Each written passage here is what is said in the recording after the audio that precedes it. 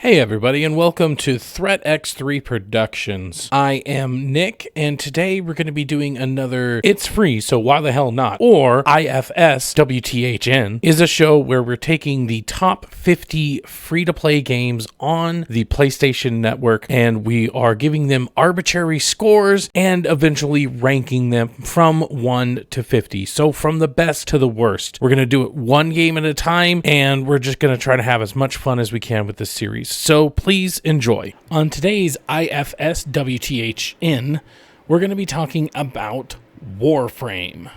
So let me sort of get this out of the way. Spoilers, I absolutely love this game. I love the gameplay. I love the visuals, everything about it. I love Warframe. So this may be the most biased review, quote unquote, ranking that I could have so far on the It's Free, So Why the Hell Not? Warframe was released on March 25th, 2013. So it is almost a decade old. And contrary to other games of a similar age, whether it be through patches or new console generation, this just simply doesn't look like an almost 10-year-old game. This looks like a game that could be released this year and nobody would even second guess it. So since we're on that topic, let's jump straight into the visuals. Story time. I have always enjoyed the visuals, and they even improve over the years. But the biggest leap I have ever seen is when I went to a 4K TV. On a 4K TV and just a base PS4, not even a PS4 Pro, this was the game that truly showed me the difference between HD and UHD. Well, this and Call of Duty Black Ops Cold War, but that is less relevant because of the name of this video, so I digress. This was the game that showed me what I had been missing out on. I put in other games, and none of these really gave me any long-lasting impressions other than, yeah, okay, it looks better, I guess. One in particular stands out to me, and that is Star Wars Fallen Order. I specifically remember thinking to myself, I can't wait to see this game in all its glory. And sure, the game does look better in 4K, just like any of the amount of games that I've played in 4K. But it just didn't really blow my socks off. That is where Warframe came in. If you are as old as me, you can probably remember that feeling of going from a standard 480 CRTV all the way up to an LCD 1080p. The difference was night and day. You went back and specifically played older titles just so you could see what they look like now. And not to repeat myself, but switching to my 4K, I never really got that feeling on any of the other games I played. But seeing Warframe and its glorious visuals was my wow moment. It was once again the difference between night and day. I was suddenly able to see so much more detail than I had ever seen before. Now, I'm not sure how much this will translate in YouTube with its compression and everything, or if you will even be able to see the detail on the screen you're watching it on, but here's an example. This Warframe is called the Oberon. Oberon? I'm not sure how to pronounce it, but it's an Oberon. At the time of the Switch, I had max ranked this Warframe. So we're talking at least 5 to 8 hours maybe of playing with this particular skin.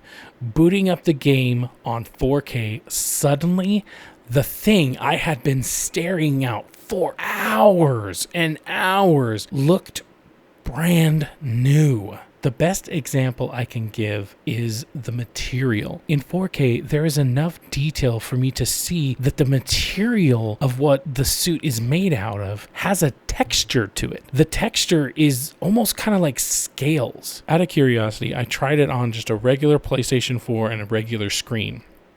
And the texture is just not there, or at least that I could perceive. So suddenly, not only was this Warframe a more angular and just overall gorgeous, but now I can even make out a texture to it. And now that I've seen the texture, I can't unsee it even when it's zoomed all the way out. I can still see the scales. This same level of detail carries over to pretty much every object, every surface of this game. Here is my Coal Star. It is basically a rocket launcher that you can use as your secondary. Cool, right? I also have this at max rank, and I have been staring at it for hours. But now I could see that there are scratches on the surface, and it looks faded, like it's been in use. I only repeat myself because of just how true it is. But this game is what showed me all that I was missing out on a 4K. If you're still playing on a 1080p screen, there's nothing wrong with that. However, I do have to say, now I know why it's such a big deal. I'm sure we've all gone to Walmart and we've all looked at a 4K TV right next to a 1080p.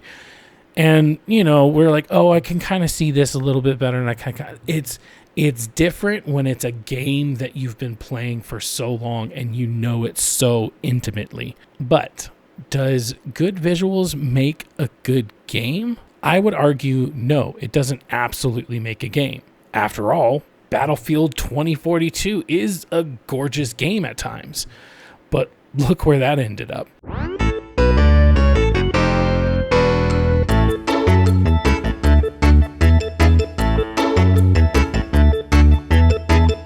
However, in the case of Warframe, the visuals do a great job of making you feel a part of the world. Even though you're a space ninja, and even though you will probably not make it to space yourself, and even though it's in third person, the visuals are so good and they really help you immerse yourself into your character and into the world.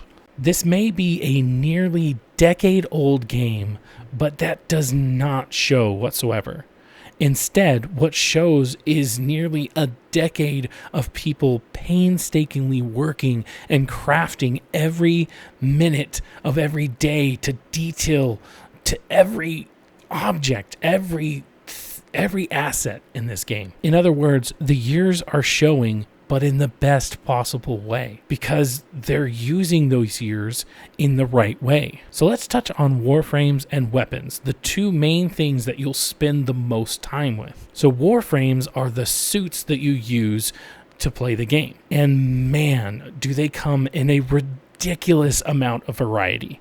Here's one that sort of looks like a rhino, and it uses abilities like charge to knock down enemies. This one looks like a knight had a baby with a speaker, and it uses music as its abilities and attacks. This one has a long, flowy dress that almost sort of looks like a fish, and it can glide around on a friggin' surfboard and use water-based attacks. Each warframe looks different both in the warframes themselves, but also the animations and the abilities. While there might be a few exceptions, all 49 and counting warframes have a different look to them and their abilities.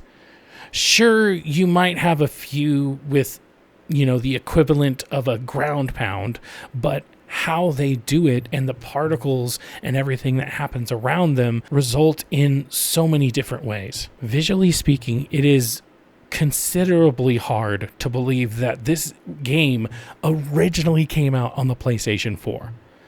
Then we've got the environments. They look amazing. There are currently 17 different planets, and all of them are varied. Earth has a green and overgrown look to it. Mars is a desert wasteland. Jupiter takes place mainly in these futuristic structures because the outside environment is too dangerous. Each planet has its own look and aesthetic, which is impressive for 17 planets. Now, it can get repetitive, but one way it can help to not be so repetitive is how each map is formed. Much like a roguelike game, the maps are made out of interchangeable tiles. If you somehow haven't played a roguelike game, think of it like puzzle pieces that fit together, only you can fit them together in countless different ways. So while I visit Earth several times in a row, each time things are shuffled around.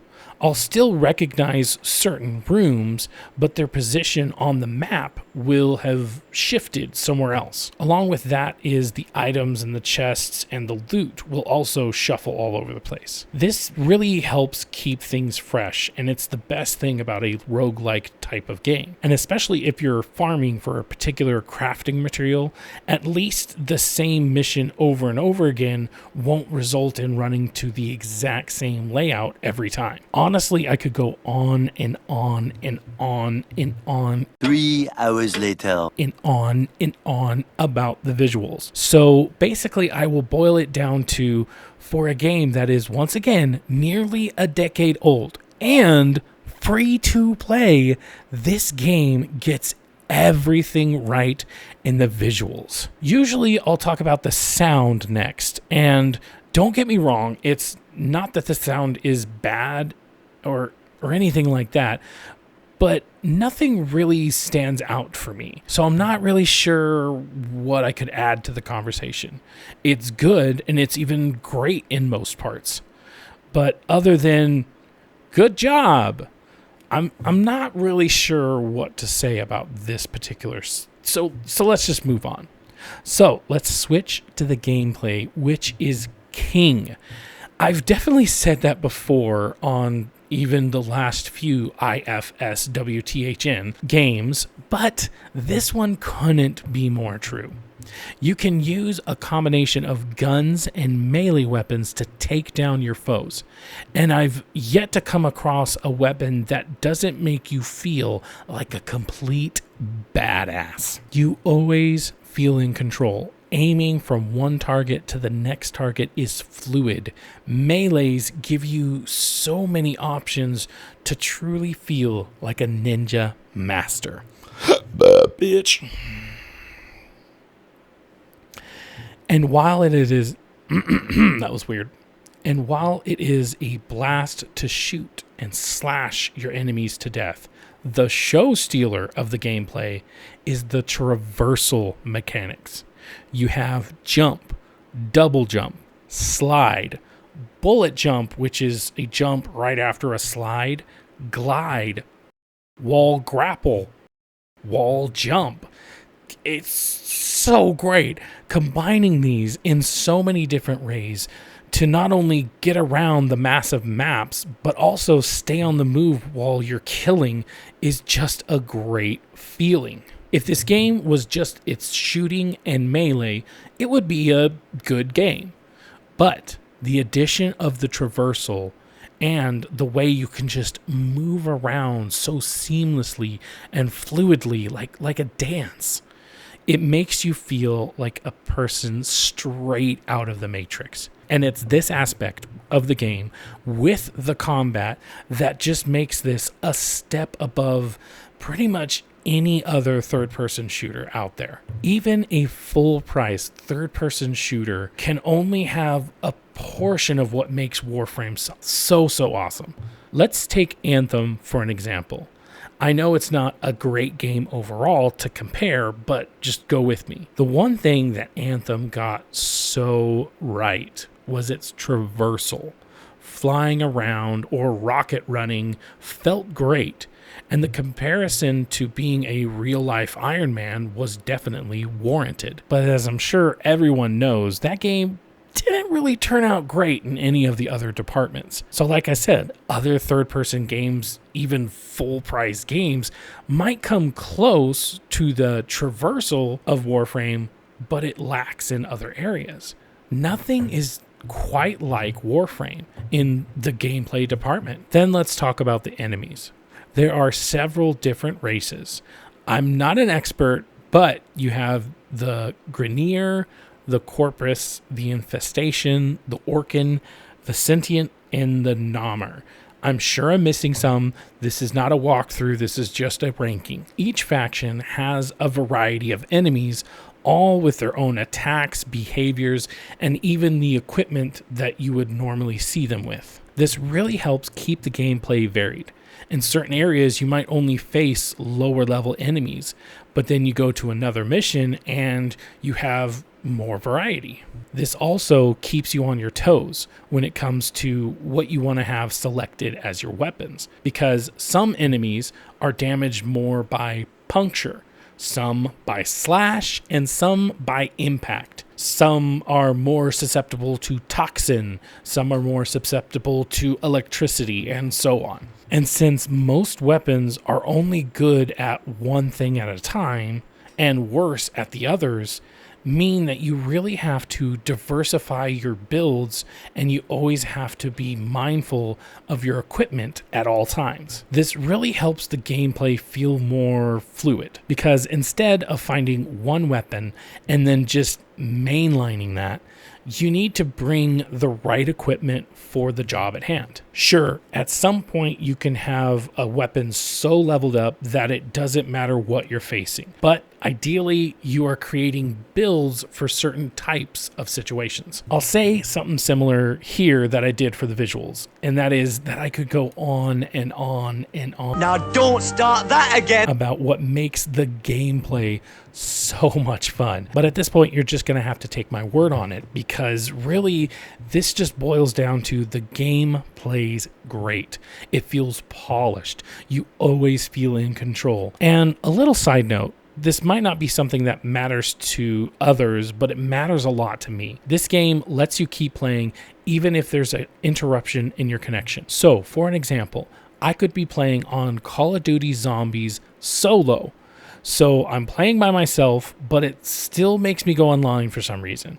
Something could come up, or I just need to go do something. Maybe I put the console in rest mode. When I come back to the zombies mode, I have been kicked to the main screen and I have to sign back on, which means if I had any progress or if I was in a really high round, it just doesn't matter. Warframe, however, allows me to pick up right where I left off, regardless of my connection.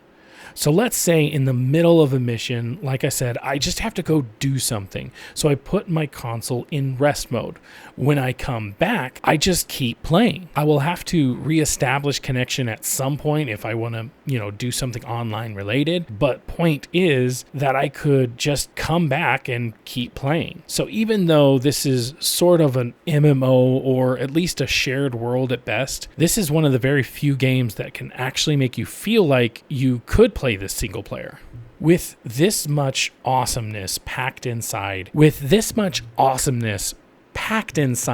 you think you'd have to pay full price. After all, a lot of people could compare this to Destiny. Looter shooter, set on multiple planets, with different enemies and abilities and ultimates. There is so much similar, it's actually kind of ridiculous. And sure, you can get Destiny for free, but if you want to experience the entire thing, you need to fork up some cash and pay for expansions. Now, to a certain extent, I still feel like what you do for free in Destiny is still somewhat worth it. Check out this video for more on that. However, if you want to experience the entire breadth of things to do in the game, you need to pay some money. Meanwhile, Warframe has just as much, if not way more to do, and you don't have to spend a dime. And what's better is Warframe doesn't put like old missions in a vault to try to save your hard drive space, which is just some excuse that Bungie seems to use to somehow, entice us to buy more expansions. In all seriousness, if you put up the amount of quest lines and stuff that you could do from both Warframe and Destiny, I would not remotely be surprised if Warframe was light years more than Destiny. And you don't have to spend a dime on any of it. All right. let's get into the meat and potatoes of the rating and the ranking system. As a reminder for the series, this is how I like to rate each video, with visuals, gameplay, fun factor, and monetization. Everything is on a 1 to 10 scale, and the numbers don't necessarily matter to the ranking. The ranking is more of a personal thing. So just keep that in mind. Visuals. I will just go ahead and boil it down again like I did before. This game is nearly a decade old, and it started off on the PlayStation 4. This not only looks like a game that would come out today, but a game that you could pay full price on and think that it's a AAA game. And you really wouldn't feel like you've wasted your time. Everything is so varied, from the warframes to the weapons, planets, and the enemies, map layout, and so much more. Everything is great. Everything is awesome. I am tempted to just go full bars 10, because I can't think of another game that will be as worthy of it. So you know what? Screw it. For this series, this is the first 10 in visuals. Gameplay. In most circumstances, gameplay is what saved a few of the last couple of games in this particular series. Hawken, Let It Die, Switchblade. They're all okay games that have just awesome gameplay, but nothing else to them. But this time, this game doesn't need it to be saved. So instead, it just complements it. As I said before, traversal is king. Guns go bang bang, swords go slashity slash. And they all feel top tier. But what really makes this game an A+ rather than just an A is definitely the traversal. The feeling of zooming around through the level will always feel exhilarating. This could also be a 10. In fact, I'm having trouble thinking of a reason why it couldn't be a 10. You could definitely have a great argument about how repetitious the levels and the missions are, and I couldn't necessarily disagree with that at all. All I can say is I feel like they spread the missions out enough so that you're not doing the same thing over and over again. So like I said, it's hard to say that this is a 10, but once again, I'm not sure what other game could also get a 10. So you know what? It's a 10. Fun factor. This one is also going to be hard. That's what she said. The main reason I separate gameplay from the fun factor is because the game can be mechanically sound, but then just not be that fun to play, which has happened several times in this series so far. So in this segment, I think I will take the repetitiveness into consideration. Because while I don't personally mind it, and I feel they do a good job of keeping things fresh, if you want to have several different types of warframes and a variety of weapons that all have different damage types so that you can defeat whatever comes to you, there will be a lot of repetition and a lot of grinding. This is definitely a to each its own type of situation. Personally, I have a lot of fun with this game. However, I'd say the biggest negative to its fun factor is actually how deep it is and how confusing it can be. But basically, this game, much like other big open world games, falters to what do I do now? And also, it falls victim to making me feel like I have to keep a wiki page open just to make real progress towards whatever goal I have. Whether that be a new Warframe or Argon crystals or whatever else I might need to do at that time. Having to stop playing my game in order to find out how to play my game is just the main thing that keeps the fun factor down. Now, obviously, this will get better with time when you start to learn the game. But from like a new person's perspective, from a free-to-play, hey, this is my first time playing it perspective, this is the main thing that brings everything down. I've had several friends get to playing this game, and they just kind of felt disenfranchised, or they just felt like they didn't know what to do, and it was really hard to get them motivated. So keep in mind that with friends, a lot of this stuff about the fun factor won't matter as much. But if you were going to play this game and you were only going to run it solo, I would have to say this is actually a 7. But if you run it with even just one friend, one dedicated friend, I could definitely say that this is a 9. So the first time I've had to kind of split up the scoring on here, but you know. All right, monetization. Okay, so this is the part that I will most likely get a lot of criticism for. Anybody who's been playing Warframe for an extended period of time will not like this portion.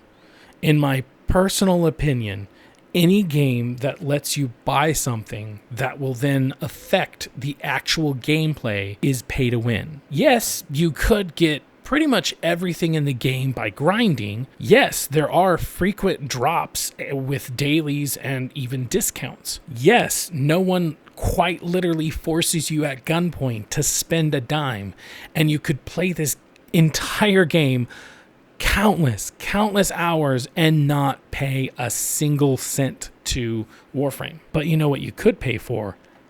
Pretty much anything you can think of. And I mean that almost literally. Anything you can think of, you can buy in this game. This isn't just pay to win because I bought a new Warframe that they haven't quite balanced properly. This is paying to skip hours or days of grind with just a little real world money. The only way that a game can really avoid being pay to win is honestly just with cosmetics. So usually the question is, well, how much is the pay to win, or maybe how predatory can it feel, especially for newcomers? Is it just XP boosters, which, while still being technically pay to win, is certainly the least evil way to pay to win? But like I said before, you can pretty much pay for anything in the game. And by anything, I really do mean I can go to this marketplace and I need something called Tyrion or Tyrium. So I go over here, I click L3 to search, I click in Tyrium, and boom, right here, I could buy Tyrium. Something that, trust me, please, trust me, could take hours and hours of regular grind unless you've watched this one very specific YouTube video that gives you a way of farming them. Otherwise, it takes you literal days of grinding. Or, you know, you could just pay for money. So I've given other games that let you pay to win very low scores, and I don't plan on playing favorites. So I will also give this a 2 out of 10. If you are still somehow not convinced that this is pay to win, then here is a quick example that I think perfectly encapsulates my opinion. So let's say you come up to a boss. This boss is more susceptible to slash damage, but the weapon you have is better at puncture or impact. And you try and you try and you try and you can't beat this boss because you just can't get enough damage on him. So you do a little research, you realize, oh, I need a slash damage gun. And you go and you find it and you're like, here's the one I need. You grind and you grind and you grind for all the materials that you need and all the credits that you would need. Then you wait the 12 hours that it takes to craft it. And then you finally go back and you're able to defeat the boss. Now, someone else goes to that same boss, but they see that they need a slash damage, so they go to the guns and they buy a slash damage gun. Did they not just pay to win? At this point of the series, we are 5 games in, and you might be wondering, why do I even have a monetization segment? After all, these games are free to play and they need to make their money somehow, right? So is the spirit of having a monetization segment good, or just me being an asshole? I hope it's not me being an asshole. And honestly, the main reason I include this is any game that is good deserves money, but it's how they get their money, or maybe how tricky they are, that I'm really judging. All right, it's ranking time. The whole goal of this series is not only to rate each free-to-play game, but also to rank it. And as of right now, this game is number 1. I'm serious. I love this game. Yes, it has a very, very, very, very pay-to-win, but I do feel like it gives you enough avenues, and those avenues aren't super grindy. So at least as an overall game, taking everything into consideration, this game is number 1 in my book. So just as a reminder, our current ranking is number 1, Warframe. Number 10, Let It Die. 11 is Switchblade, and 21, Hawken. All of these are eligible for change. I could play a game and it knocks Let It Die to 11, Switchblade down to 12, or I could play a really awesome game and it knocks Warframe out of number 1. I won't know until I really dig deep into each one, and I hope you guys join me. Thank you guys so much for joining me on this episode of It's Free, so why the hell not? If you haven't noticed, I have been working on this one for a very long time. Basically, it took a while, and I'm so glad that I was able to get it out. So if you like what you see and you had a really good time, please go check out the other It's Free, so why the hell nots.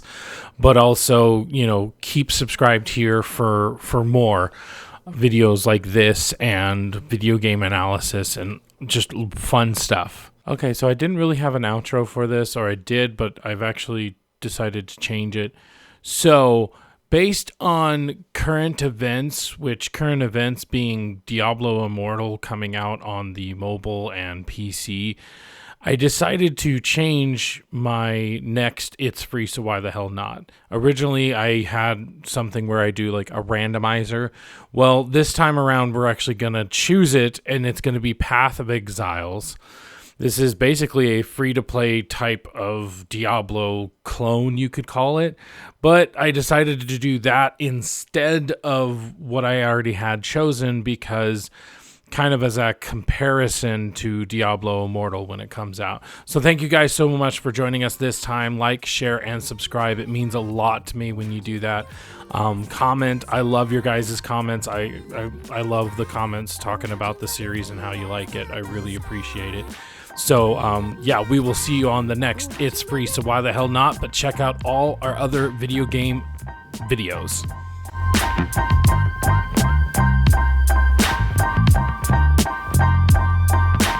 Finger